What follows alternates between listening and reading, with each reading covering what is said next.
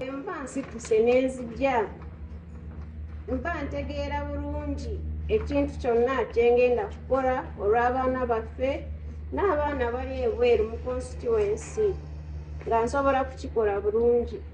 Era bannakawempe mwenna nsaba obuwagizi bwammwe, basuubiza buli kimu nga bwe yakireka mu kitabo kino nja kukituukiriza mu budde bwakyo. Mwebale nnyo, mwebalire ddala. Ensonga empaliriza okujja esookera ddala y'abalonze abantu b'e Kawempe.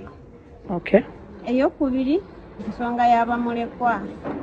Bw'ogyeko bano abaffe bw'olona abamulekwa abalala mu constituency nga bayita mu mbeera emu gye tuyitamu ssaawa zino.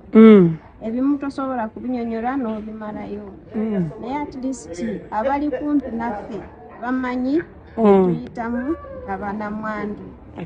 Era ng'amanyi ne banamwandu abalala bali eyo wabweru kye bayitamu kye tuyitamu. Nina ebintu bingi ebindi ku mutwe bye nina okutuukiriza ke maama.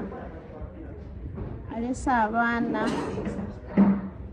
si bangi nnyo naye era nga weebali. Ate ng'amanyi mu constituency mulimu abalala abaana abayita mu mbeera eno gye tutuuseemu. Era kinyize nnyo sisobola kwebaka nga sinaba kutuukiriza. Abaana tebalina buyambi? Abaana buli mwana wenjogerera buli mwana abeera ne maama we. Era nfunyeko amawulire nga waliwo abagamba nti waliwo abayitamu nga basaba obuyambi bw'abaana. Naye bamaama b'abaana teri afunyeeko ku buyambi. Kati nange nenvaayo ne tutuula ne bamaama era ne bankulembeza ne bampa obuvunaanyizibwa nsobole okubakiikirira okulaba nti abaana baffe n'abaana abalala b'omu constituency babeera nga bafuna obwenkanya. Abaana abo olina nteekateeka ki gye bali? Enteekateeka gye nina ku baana bano enjero gye babadde bakyali baana bato bali below 18 kakati balina okubeera ne bamaama baabwe. Obusente obutono bwenja okufuna leere nga buli maama gy'ali n'omwana we sobole okubatetenkanyiza bafune we babeera. Omugamba ki Alex? Ajja neegatteko era ajja kusigala ku kifo kye nke PA. Ajja bba PA wo? Bwemba nga mpangudde kuba kati nze mba mutwala nk'omwana wange ate nze maama. Oli ready omuwa PA? Ndi ready kumuwa kuba mwogezi mulungi era bw'omutuma asobola kutuukayo w'omutuma.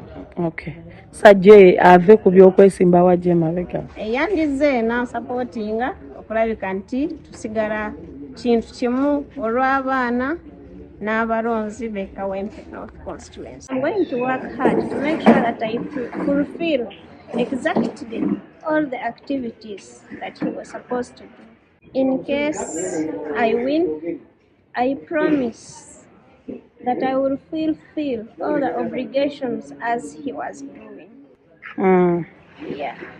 I promise to take care of the widows, the orphans, women who were left out, both men and women, because they all need help. Do you have the qualifications? Do you have the qualifications? I will join hand in hand to make sure that everything goes on well. I know English, but only that. That is that first video that came out. It came out, I was still in great pain, great depression, as you know. But I know what to do, and I know I can ask for water to drink.